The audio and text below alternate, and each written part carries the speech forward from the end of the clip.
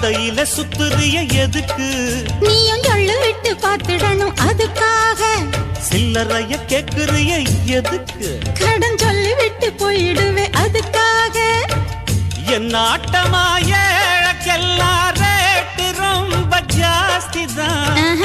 எல்லாத்தையும் இங்கே விட்டா சோறு தண்ணி நாஸ்தி தான். வெட்டியாக என்ன பேச்சு வெள்ளவாசி ஏறி போச்சு. நானும் தானே வாழணும். பக்கம் வந்த மாமா இதுக்கு பேரம் பேசலாமா? பாக்கு பாய போட்டு படிப்பேன் பயாஸ்கோப்பு பாட்டு.